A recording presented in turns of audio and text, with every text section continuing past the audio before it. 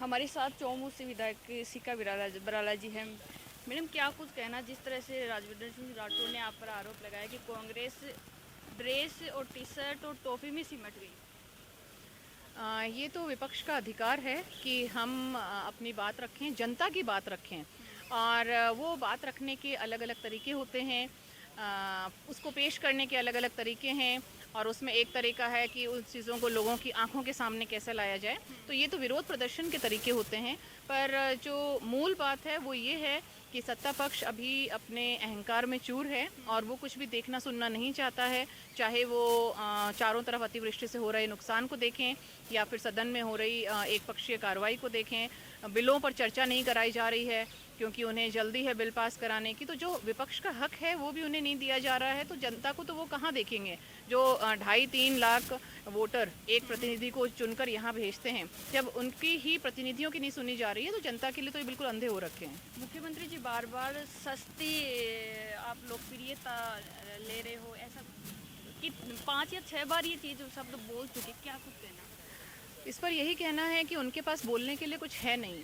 सरकार हर मोर्चे पर विफल है और अभी जनता में आक्रोश है।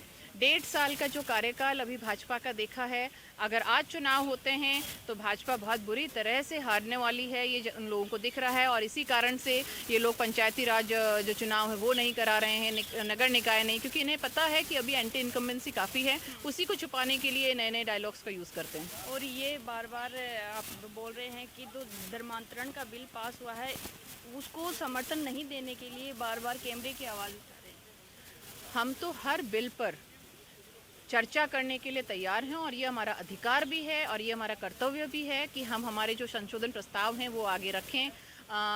रिम्स का जो बिल था उस पर 3rd स्टेज में जब चर्चा हो रही थी तो इन लोगों ने जो विपक्ष का अधिकार है चर्चा का वो छीन लिया और उसको तुरंत आनन फानन में उसे पास कर दिया गया। तो इस तरह की चर्चाएं, चाहे वो धर्मांतरण वाला बिल हो या कोई भी और बिल हो, जब ये लोग चर्चा ही नहीं चाहते हैं, और एक मैंने आपको उदाहरण दिया, तो ये सब इन लोगों की एक चाल है कि किस तरीके से हमारे जो असली मुद्दे हैं उन पर ये आवरण डाल दें। यही गोपाल शर्मा ने आज अपने ही मंत्री पर कहा कि आप उनके बयान को कहा कि आपत्तिजनक है। क्या